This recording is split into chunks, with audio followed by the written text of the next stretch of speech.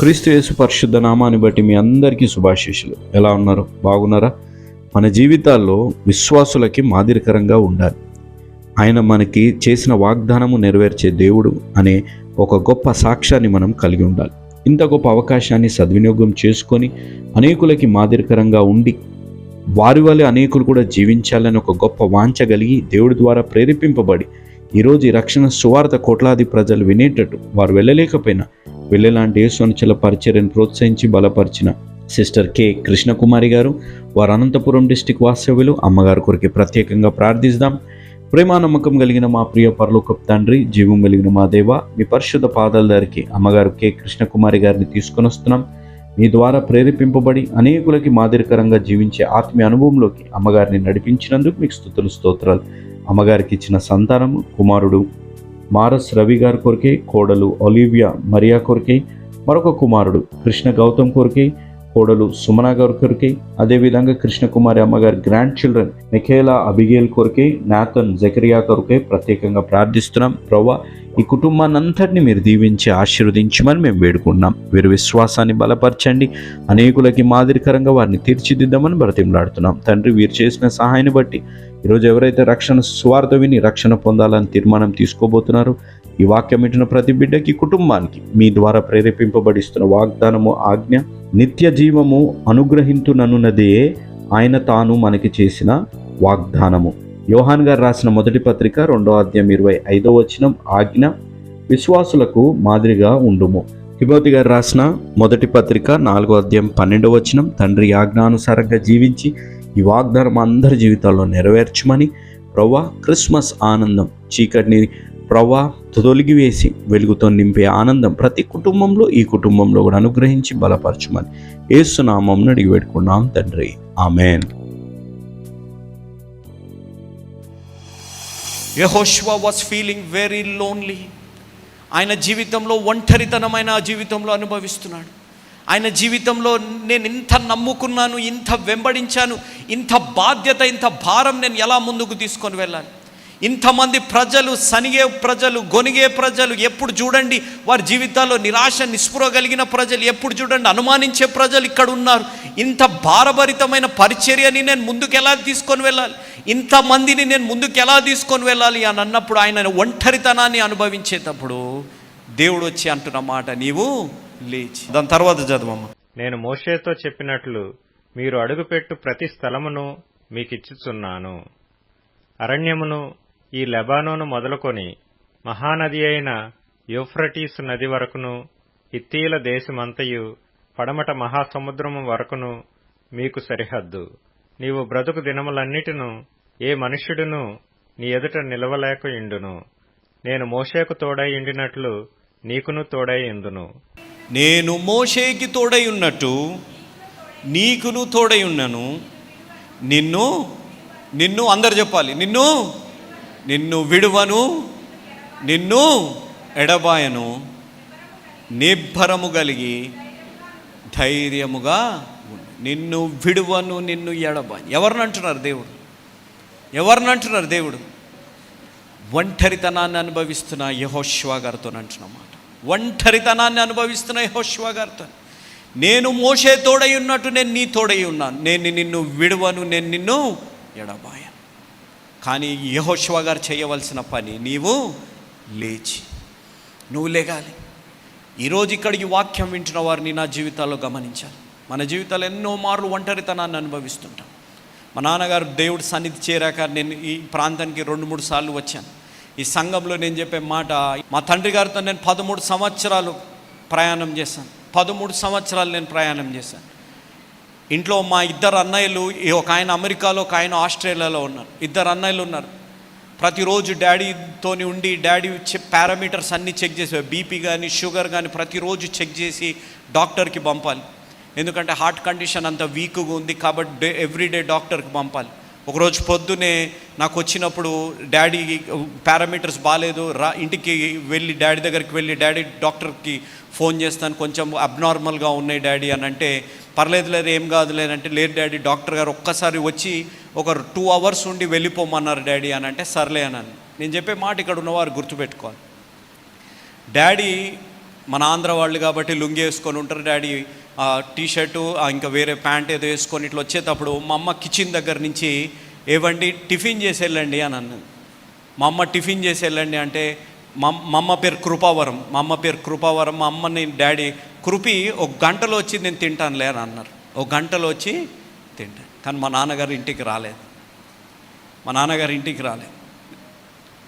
మా నాన్నగారిని నా కళ్ళెదురుగా నేను చూస్తున్నాను. ఆయనకు హార్ట్ ఈ విధంగా అవ్వడము, అక్కడ పంపు చేయడము, ఆ మిషన్స్ పెట్టి ఆయన ఈ విధంగా చేయడము చేస్తూ ఉన్నారు. చేస్తున్న సమయంలో అక్కడ ఒక అతను, నాన్నగారికి బాగా ఉన్న ఒక అతను వచ్చి జోషన్న అని అంటే చేయలేపారు.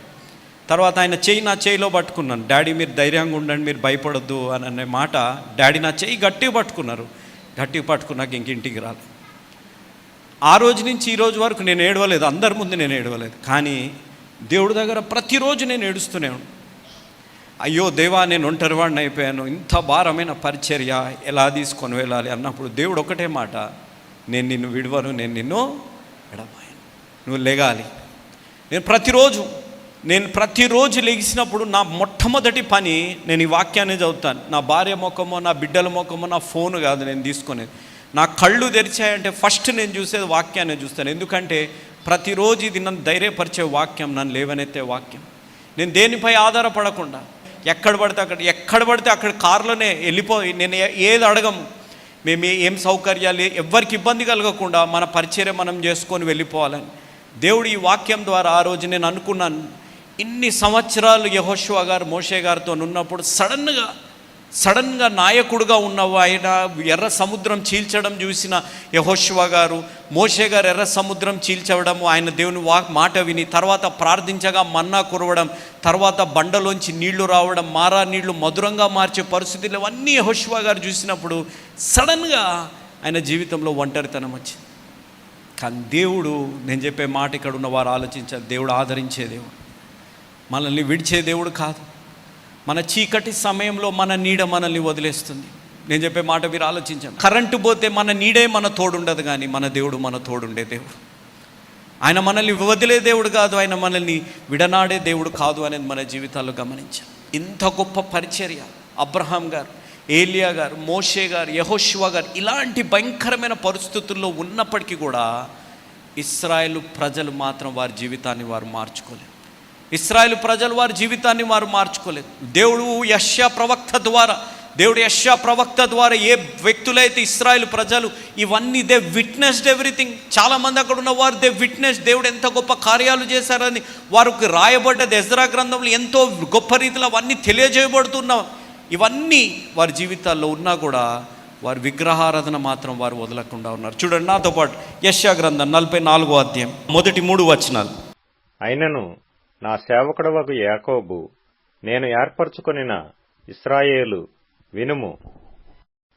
నిన్ను సృష్టించి గర్భములో నిన్ను నిర్మించి నీకు సహాయము చేయువాడైన యెహోవా ఇలాగు సెలవిచ్చుచున్నాడు. నా సేవకుడవగు యాకోబు, నేను ఏర్పరచుకొనిన యెషూరూను, భయపడకము. నేను దప్పిగలవాని మీద నీళ్లను, ఎండిన భూమి మీద ప్రవాహ జలములను కుమ్మరించెదను. నీ సంతతి మీద నా ఆత్మను కుమ్మరించెదను. మీరు ఇక్కడ గమనించవలసింది పాయింట్, నేను చెప్పే పాయింట్ మీరు గమనించవలసింది, దేవుడు ఆశీర్వాదాలు ఇస్తానికి వెళ్ళాడు. ఇక్కడ ఆయన ఆత్మ ద్వారా మనం నడిపింపబడాలి. రోమాపత్రిక 8వ అధ్యాయంలో గమనిస్తే దేవుని ఆత్మ లేనివాడు దేవుని బిడ్డగా పిలవబడడు అనే మాట. ఏ man without the spirit of God is not the child of God అనే మాట. ఈరోజు ఇక్కడ ఉన్న వారు మీరు ఆలోచించాలి. ఆయన ఆత్మని కుమ్మరి ఎలాంటి పరిస్థితుల్లో దేవుడు ఈ ప్రవచనం ఇస్తున్నారు అని అంటే, ఎప్పుడైతే వారి జీవితాల్లో బబులోన్లో ఉన్న కొద్ది మంది ఎవరైతే దేవుడి యందు విశ్వాసం కలిగి జీవించారో, దేవుడిని నమ్మకం కలిగి ఉండి దేవుడి వైపు చూస్తున్నారో, దేవుడు పిలుపు కొరకు ఎదురు చూస్తున్నారు, అలాంటి వారికి దేవుడు చెప్తున్న గొప్ప ప్రవచనాత్మకంగా 150 సంవత్సరాల ముందు ప్రవచనాత్మకంగా యెషయా ప్రవక్త ద్వారా అంటున్న మాట, నా ఆత్మని వీరిపై కుమ్మరించాను. మై అప్రైట్ వన్, యెషూరన్ అనే మాట మై అప్రైట్ వన్ అనే విధంగా అక్కడ రాయబడ్డ మాట. మీరు చూడండి ఇక్కడ 6వ వచనం. ఇశ్రాయేలీల రాజైన యెహోవా, వారి విమోచకుడైన సైన్యములకు అధిపతియగు యెహోవా ఇలాగు సెలవిచ్చుచున్నాడు. నేను మొదటివాడను కడపటివాడను, నేను తప్ప ఏ దేవుడునూ లేడు. ఈరోజు మీ నా జీవితాల్లో మనం ఆలోచించి, ఆయన అల్ఫయు అయిన దేవుడు, ఆయన ఒమేగా అయి ఉన్న దేవుడు, ఆయన తప్ప ఇంకెవ్వరూ లేరు. కాబట్టి ఎప్పుడు కూడా మన జీవితాల్లో ఈ ప్రపంచం, ఈ తరంలో ఉన్నవారు ప్రాముఖ్యంగా మనం దేన్నైతే వాడుకోవాలో దాన్ని ఆరాధిస్తున్నాం, దేన్నైతే ఆరాధించాలో దానిని వాడుకుంటున్నాం. దేన్నైతే వాడుకోవాలో దాన్ని ఆరాధిస్తున్నాం, దేన్నైతే ఆరాధించాలో దాన్ని ఈరోజు యేసు ప్రభు వారిని మనం గమనిస్తే ఏ విధంగా మనం ఆరాధించే విధంగా ఉందా? ఆదివారం దాటింది లేకపోతే మన జీవితాల్లో ఏదైనా అనారోగ్యం, ఏదైనా కష్టం వచ్చిందంటే మనం ఏం చేస్తున్నాం? దేవుడి దగ్గర మిగతా రోజులు, మన రోజులు బాగున్నప్పుడు, మనం ఆరోగ్యంగా ఉన్నప్పుడు, మన జీవితం బాగా కొనసాగుతున్న పరిస్థితులు ఉన్నప్పుడు మనం చేసే పని ఏంటిది? ఎక్కడైనా మీరు హాస్పిటల్లో గమనించి ఏదైనా అనారోగ్యం వచ్చిందంటే ఫస్ట్ చేసే పని చెప్పండి. మన తల దగ్గర ఏముంటుంది? ఫస్ట్ బైబిల్ ఉంటుంది. ఫస్ట్ బైబిల్, తర్వాత పడుకునే దగ్గర బైబిల్ కనపడుతుందా? మీరు ఆలోచించండి. నూనెలు కాదు, ఇవి కాదు, అవి కాదు, దేవుని వాక్యమే మనకి జీవాధారం. దేవుని వాక్యమే మనకి జీవాధారం. ఆయనను ప్రార్థించగా, నేను చెప్పే మాట, ఆయనను ప్రార్థించగా ఆయన నిన్ను విడువని దేవుడు, నిన్ను ఎడబాయని దేవుడు. కానీ ఆయన కోరుకునేది నా జీవితాల్లో ఉన్న విగ్రహాలను మనం తొలగించుకోవాలి. చూడండి అమ్మ, చదవండి యెషయా గ్రంథం 44:8. మీరు వెరవకుడి, భయపడకుడి. పూర్వకాలము నుండి నేను నీకు ఆ సంగతి వినిపించి తెలియజేయలేదా? మీరే నాకు సాక్షులు. నేను తప్ప వేరొక దేవుడున్నాడా? నేను తప్ప ఆశ్రయదుర్గమేదియూ లేదు. ఉన్నట్టు నేనెరుగను. విగ్రహమును నిర్మించు వారందరూ మాయ వంటి వారు. వారికిష్టమైన విగ్రహములు నిష్ప్రయోజనములు. ఎలాంటి వారు? మాయ వంటి వారు. ఈ రోజుల్లో మీరు గమనించండి, క్రైస్తవ్యంలో నేను ఆలోచిస్తాను, యవనస్తుడుగా రోషం, కోపం ఎక్కువ ఉన్నా. నాకు బీపీ ఉంది, నాకు 220 బీపీ నాకుంది, నాకు అంత భయంకరమైన బీపీ ఉంది. కానీ నాకు అనిపిస్తుంది, ఎందుకు ఆర్గ్యుమెంట్లు మనం చేయాలి? మన దేవుడు గొప్పవాడనేది మాటలతో ఎందుకు మనం చెప్పాలి? మన దేవుడు గొప్పవాడనేది ప్రపంచానికి మన జీవితాల ద్వారా నిరూపించి, మన ప్రేమల ద్వారా నిరూపించి, పెద్ద వ్యక్తులు ఏ విధంగా ఆత్మీయంగా జీవించి అనేకులకి ఆదర్శంగా, అనేకులకి సాక్షిగా ఉన్న ఇలాంటి వారు వాళ్ళు ఎందుకు మనం జీవించకూడదు? మనం ఆర్గ్యుమెంట్లు చేస్తే దేవుడు గొప్పవాడయ్యే విధంగా ఉంటుందా? మీరు ఆలోచించాలి. విగ్రహాలు, IDOL, విగ్రహాలు, మీరు ఆలోచించండి. IDOL అనే దానికి ఫుల్ ఫామ్ నేను సింపుల్గా మీకు చెప్తాను. ఎందుకు దేవుడు ఈ 44వ అధ్యాయాన్ని మీరు గమనిస్తే దేవుడు ఎంత భయంకరంగా చివరి వరకు విగ్రహాల గురించే రాయబడ్డది. ఈ చివరి వరకు రాయబడ్డ మాటలలో IDOL అనే దానికి ఫుల్ ఫామ్ మీరు గమనిస్తే, ఫస్ట్ I అనే దానికి మీరు పక్కకు రాసుకుంటే ఇండివిజువలిజం, అనగా నా జీవితంలో నాకు నచ్చింది నేను చేస్తాను, నాకు నచ్చినట్టే నేను ఉంటాను, నాకు ఏదైతే బాగా అనిపిస్తుందో ఆ విధంగానే నేను జీవిస్తాను, వాక్యం ఏది చెప్పినా ఎవరేమి చెప్పినా నాకు ఒక ఫ్రీడమ్ ఉంది కదా అనే విధంగా మనం జీవించే పరిస్థితుల్లో ఉన్నాం. ఈరోజు మీరు గమనిస్తే పూర్వంలో డిబేట్లు పెడితే ఎవరైనా మాట్లాడే పరిస్థితి ఉంటుందా? మా తండ్రి గారు కానీ, OMP అంకుల్ గారు లాంటి వారు కానీ ఎవరైనా డిబేట్లు పెడితే, ఇంత వాక్యం కలిగిన వారు డిబేట్లు పెడితే ఎవరైనా మాట్లాడే పరిస్థితి ఉందా? అంత లోతైన జ్ఞానం కలిగిన వారు. ఈరోజు మన జీవితాల్లో విగ్రహాలు ఏంటిదని అనగా మన జీవితాల్లో మనకు నచ్చినట్టు మనం జీవించడం, దేవుడు వాక్యపు వెలుగులో జీవించడం కాదు, మనకు నచ్చినట్టు మనం జీవించడం, ఇష్టానుసారంగా ప్రేమించేసాం, ఇష్టానుసారమైన స్నేహాలు చేయడం, ఇష్టానుసారమైన వ్యసనాలకు అలవాటైపోయి జీవించి ఆ విధంగా జీవించడాన్ని బట్టి దేవుడు మన నుంచి దూరమయ్యే పరిస్థితులు ఉన్నాయనేది ఆలోచించారు. దేవుడు మన జీవితాల్లో దూరమయ్యే పరిస్థితులు ఉన్నాయి. ఈరోజు నేను గమనించాను, నేను టీవీలో కొన్ని వీడియోస్ చూపెడుతుంటాను, యూట్యూబ్లో కూడా కొన్ని వీడియోస్ ఉన్నాయి. నేను టీవీలో కొన్ని వీడియోస్ అవి చూపెట్టేటప్పుడు నేను ఒక వీడియో ఎక్రాస్ అయ్యింది. ఏంటిదనగా, ఒక స్త్రీ పురుషుడుగా మారాడు, ఒక స్త్రీ పురుషుడుగా మారిపోయాక ఒక స్త్రీ పురుషుడు బట్టలు వేసుకొని ఇవేసుకొని చేస్తుంటే ఒకరోజు ఒక దర్శనం వచ్చిందంటే, స్త్రీ పురుషుడుగా మారిన ఆమెకి ఒక దర్శనం ఏమొచ్చిందంటే, ఆదాము అవ్వ ఇద్దరు ఉన్నప్పుడు కింద ఎంతోమంది కుటుంబాలు వచ్చినట్టు గమనించాను. కానీ పురుషుడు నిలబడ్డప్పుడు కింద ఏ తరము లేకుండా ఉందండి. ఆ రోజు ఆ స్త్రీ ఆలోచించిందంట, ఇదంతా సాతానుడి యొక్క ప్రణాళిక. ఈ సాతానుడి ప్రణాళికలు ఏంటిదంటే, దేవుని బిడ్డలు ఈ వంశంలో ఉండకూడదు, ఎక్కువగా ఉండకూడదనే ఉద్దేశంతోనే స్త్రీతోని, పురుషుడితోని, లేకపోతే స్త్రీ పురుషుడుగా, పురుషుడు స్త్రీగా మారే ఆ వ్యవస్థ ఈ లోకంలో అనుమతించే విధంగా జరుగుతుంది అనే విధంగా ఉందండి. కాబట్టి దేవుని ఆత్మతో నింపబడ్డప్పుడు మన జీవితాల్లో నిజమైన స్వభావంలోకి మనం తిరిగి వస్తాం. నిజమైన స్వభావంలో ఇండివిజువలిజం అనగానే ఇష్టానుసారంగా జీవించేసి, నాకు నచ్చినట్టు జీవించేసి, దేవుడి వాక్యానికి వ్యతిరేకంగా జీవిస్తే అదొక విగ్రహారాధన తప్ప ఇంకేమీ కాదు అనేది మనం గమనించాలి. ఒక విగ్రహారాధన తప్ప ఇంకేమీ కాదు మన జీవితాల్లో. ఇష్టానుసారంగా మీరు ఎప్పుడైనా మీరు హైదరాబాద్ అటు సైడ్ వచ్చినప్పుడు మీరు గమనించండి, గచ్చిబౌలీలు కానీ కొండాపూర్ హైటెక్ సిటీలలో మీరు గమనిస్తే, నా ఫ్రెండ్స్ కొంతమంది సాఫ్ట్వేర్ కంపెనీలో ఉన్నత స్థాయిలో ఉన్న వారు చెప్పే మాటలు, సహజీవనం అనేది ఎక్కువైపోయింది. హాస్టల్స్ కూడా గర్ల్స్ బాయ్స్ హాస్టల్స్ కలిపి ఉండే పరిస్థితి, ఓయో రూమ్స్ అని వచ్చే పరిస్థితి వచ్చినప్పుడు, ఓయో రూమ్లో వచ్చి ఈ విధంగా ఉండే పరిస్థితులు వచ్చినప్పుడు ఎవరు పడితే వారికి వెళ్ళిపోయి అనుమతించే పరిస్థితులు. ఎందుకనగా నా ఫ్రీడమ్, ఎంజాయ్ చేయాలి కదా, యవ్వనంలో ఉన్నప్పుడు ఎంజాయ్ చేయాలి కదా, ఈ విధంగా ఉండాలి కదా అని అంటే, మన పూర్వీకులు చేసిన త్యాగాలు, మన పూర్వీకులు పడ్డ కష్టాలు, మన పూర్వీకులు కలిగి ఉన్న భయభక్తుల్లో ఈరోజు మనం జీవిస్తున్నామా అనేది ఆలోచించాలి. ఏ వయసులో ఉన్నవారైనా మీరు ఆలోచించాలి.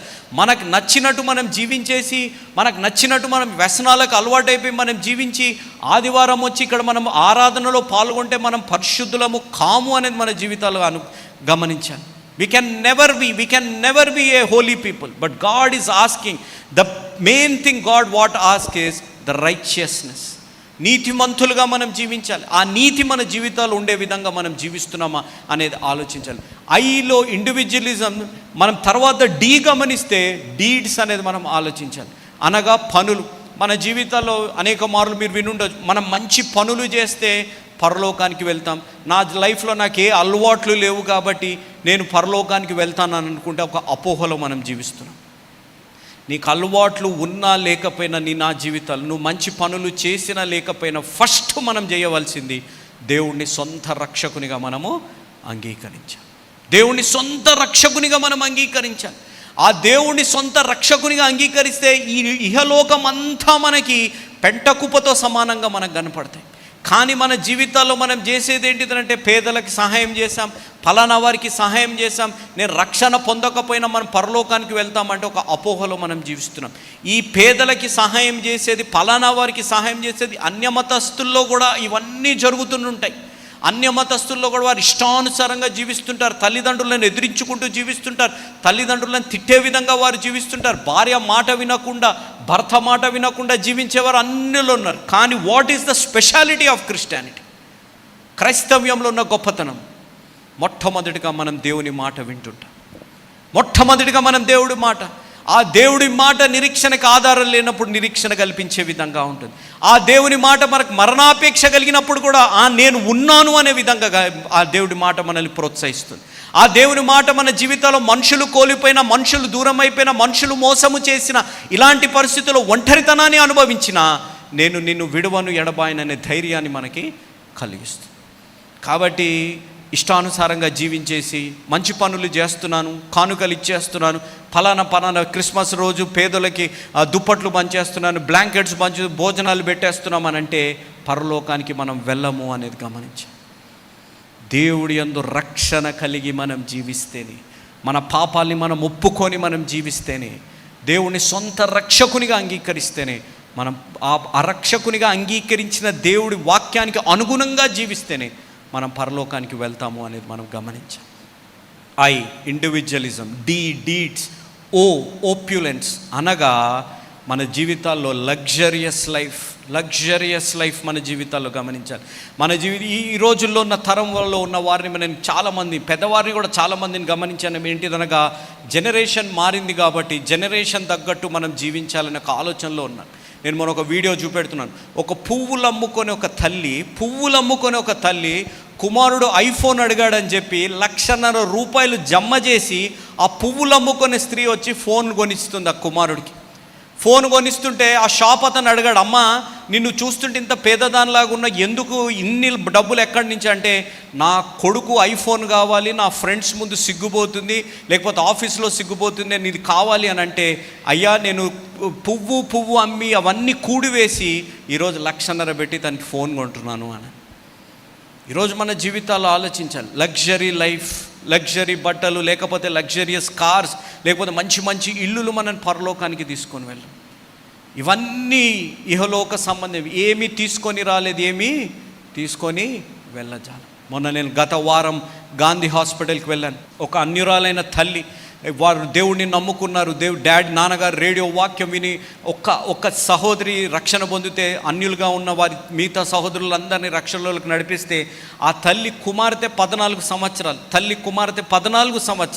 ఆ 14 సంవత్సరాల కుమార్తె, నేను చెప్పే మాట, తన కడుపు అంత ఉబ్బిపోయి నొప్పి వస్తుంటే గాంధీ హాస్పిటల్కి తీసుకెళ్లారు. గాంధీ హాస్పిటల్కి తీసుకెళ్తే తన ఇంటెస్టైన్స్ అంత ఇన్ఫెక్షన్ వచ్చి 5 లీటర్ల ఇన్ఫెక్షన్ని బయటకు తీశారు. 5 లీటర్. బాబు ఒక్కసారి వచ్చి ప్రార్థన చేయంటే నేను గాంధీ హాస్పిటల్కి వెళ్ళాను. భరించలేని పరిస్థితులు, గవర్నమెంట్ హాస్పిటల్ భరించలేని పరిస్థితులు ఉంటే ప్రార్థన చేసి వచ్చాక ఒక 2 డేస్ తర్వాత అక్కడున్న ట్రీట్మెంట్ని బట్టి, అక్కడున్న పరిస్థితులన్నిటి బట్టి 14 సంవత్సరాల పాప, ఒక అన్యురాలి యొక్క కుమార్తె మరణించి ఆమె ఒక్క ఏడవడం కాదు, అయ్యా ఎంతో భయంకరమైన పరిస్థితి, తన బిడ్డ ఎంతో నిర్లక్ష్యం చేయబడింది ఈ హాస్పిటల్లో, ఈ విధంగా జరిగింది అని చెప్పి ఏడుస్తున్నప్పుడు ఆమెను ఆదరించడానికి యోబు గ్రంథాన్ని నేను ఆమెకు చెప్పాను. అమ్మ, యోబు గారు అబ్రహాం గారు సమకాలికులు. ఆ కాలంలో అబ్రహాం గారు సమకాలికులుగా ఉన్న యోబు గారి జీవితంలో వారన్న ఒకే ఒక మాట, దేవుడిచ్చాడు, దేవుడు తీసుకున్నాడు. నేను దేవుడిని దూషించి పాపము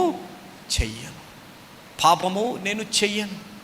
యోబు గారు ఎలాంటి జీవితాన్ని జీవించారు? The most luxurious life. ఆ ప్రాంతంలోనే అంత ధనవంతుడు లేడు, కానీ ఆయన కష్టకాలంలో ఆయన నమ్మకంగా జీవించాడు. ఆయన అన్న ఒకే ఒక మాట, ఈస్టర్ సందేశంగా నేను చెప్పిన మాట, ఆయన అన్న ఒకే ఒక మాట, బైబిల్ లేని సమయంలో కానీ, వాక్యం లేని సమయంలో కానీ, పాస్టర్లు లేని సమయంలో కానీ, సంఘాలు లేని సమయంలో అంత గొప్ప విశ్వాసంగా ఆయన అన్న మాట, నా విమోచకుడు సజీవుడని. అమ్మా, ఆయన నమ్మాడు. ఈరోజు నీకు ఇన్ని అవకాశాలు ఉన్నాయి, నీకు ఇన్ని సౌకర్యాలు ఉన్నాయి, బైబిల్ ఉంది, వాక్యం ఉంది, పాస్టర్లు ఉన్నారు, సంఘాలు ఉన్నాయి, అన్నీ ఉన్నాయి. ఆయన కంటే గొప్ప అవకాశం దేవుడు నీకు ఇచ్చారు. నువ్వు ఒక్కసారి నమ్ముకో. ఆయన ఇచ్చాడు, ఆయన తీసుకున్నాడు. చివరిలో మీరు గమనిస్తే యోబు గ్రంథం 42వ అధ్యాయంలో మీరు గమనిస్తే చివరిగా అన్ని దేవుడు రెండింతలుగా ఆశీర్వదించారు. కానీ బిడ్డల దగ్గరికి వచ్చే వరకు మళ్ళీ ఒక్కొక్కరే పుట్టారు. 7 మగవాళ్ళు, 3 ఆడవాళ్ళే. కానీ పుట్టవలసింది రెండింతలుగా అన్నప్పుడు పుట్టవలసింది 14 మంది మగవాళ్ళు, 6 ఆడవాళ్ళు పుట్టాలి. కానీ బైబిల్ జ్ఞానులు అనే మాట, ఇక్కడ భూలోకంలో పుట్టిన 7 పరలోకంలో ఉన్న 7తో కలవబోతున్నారు అన్నమాట. అనగా అక్కడ ఎంతమంది ఉంటారు? అప్పుడు రెండింతలుగా యోబు గారి సంతానము ఉండబోతుంది. నేను అన్నానమ్మా, నీ కుమార్తె విశ్వాసిగా జీవించింది, నీ కుమార్తె దేవుడిని నమ్ముకుంది. 14 సంవత్సరాల నీ కుమార్తె దేవుడిని నమ్ముకుంది. దేవుడి సన్నిధిలో ఇహలోకంలో ఆ నొప్పులు తట్టుకోలేకపోయేదేమో, ఇహలోకంలో ఆమె వెంటిలేటర్ మీద ఉంది, ఇహలోకంలో ఆమె నిర్లక్ష్యం చేయబడింది వైద్యపరంగా, ఇహలోకంలో ఆమె ఎన్నో కష్టాలు అనుభవించింది. దేవుడు అన్నమాట, ఇంకా చాలమ్మా, నువ్వు నా దగ్గరికి రన్నారు. కాబట్టి మీరు మాత్రం విశ్వాసాన్ని వదులుకోకండి. మీరు మాత్రం ఈ ఇహలోకమైన సంబంధమైన వాటి గురించి మీరు ఆలోచించకుండా దేవుడి యందు నమ్మకంగా మీరు జీవించండి అని అన్నప్పుడు ఎంతో ఆదరింపబడి. ఈరోజు నేను చెప్పే మాట, luxuries life will not take us to heaven. మన జీవితాల్లో ఇహలోక సంబంధం, వారిని చూసి వీరిని చూసి టీవీలు కొనడాలు, ఫోన్లు కొనడాలు, బండ్లు కొనడాలు, వాచ్లు కొనడాలు, చీరలు కొనడాలు, బంగారాలు కొనడాలు, ఇవేవి కూడా మనం పరలోకానికి తీసుకున్నాం. దేవుడు ఇంటున్న మాట ఇక్కడ, ఇహలోకమైనవి మీరు ఇక్కడ వీరు విగ్రహారాధన చేస్తున్నారు. Individualism, deeds, opulence, luxury life. El అనే మాట మీరు గమనిస్తే లీజర్గా ఉన్నారు. సమయం వచ్చినప్పుడు చూద్దాంలేండి, కష్టాలు వచ్చినప్పుడు చూద్దాంలేండి, ఈ పనయ్యాక దేవుణ్ణి సొంత రక్షకునిగా అంగీకరిస్తారండి అనే విధంగా మనం మాట్లాడుతూ ఉండే పరిస్థితులు. కానీ దేవుడు అంటున్న మాట చూడండి, అదే యెషయా గ్రంథం 44వ అధ్యాయం 22వ వచనం. మంచు విడిపోవునట్లుగా నేను నీ అతిక్రమములను, మబ్బు తొలగునట్లుగా నీ పాపములను తుడిచివేసి ఉన్నాను. నేను నిన్ను విమోచించి ఉన్నాను, నా యొద్దకు మళ్ళుకొనుము. ఇక్కడ మాట మీరు గమనిస్తే రిటర్న్ టు మీ అంటున్న మాట దేవుడు. మీరు రిటర్న్ టు మీ, నా యొద్దకు మళ్ళుకొనుము అనే మాట దేవుడు అని ఇంగ్లీష్ బైబిల్లో గమనింది. You return to me because I'm sending a king to rebuild and restore your life. నువ్వు నా దగ్గరికి తిరిగి రండి, నేను మీ కొరకు ఒక అన్యుణ్ణి కాపరిగా పెట్టాను, మీ కొరకు ఒక అన్యుణ్ణి అభిషేకించాను.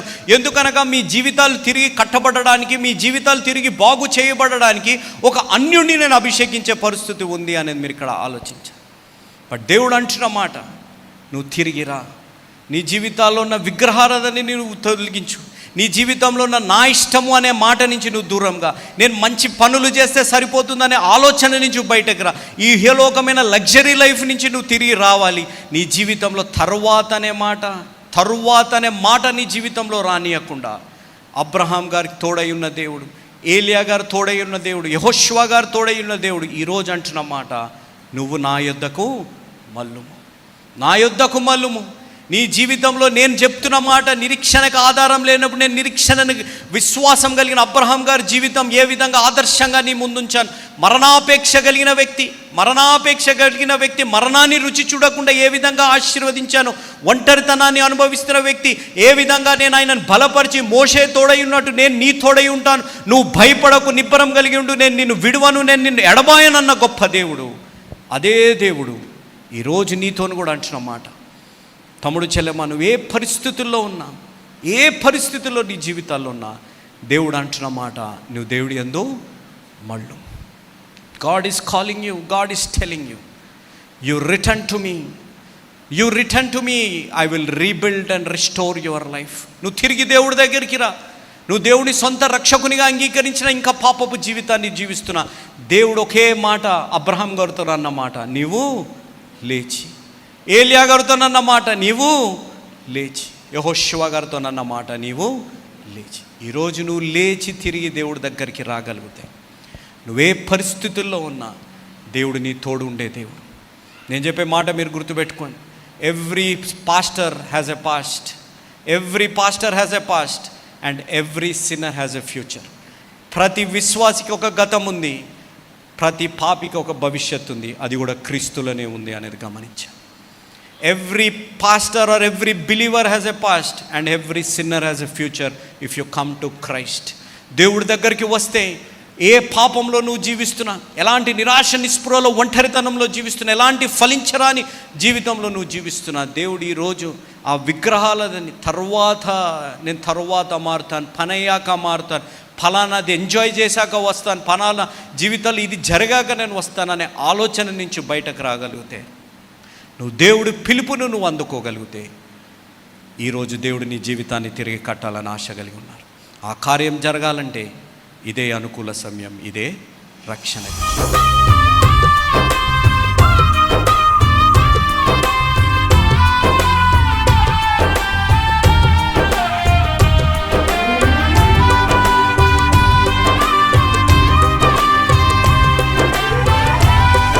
Praise the lord.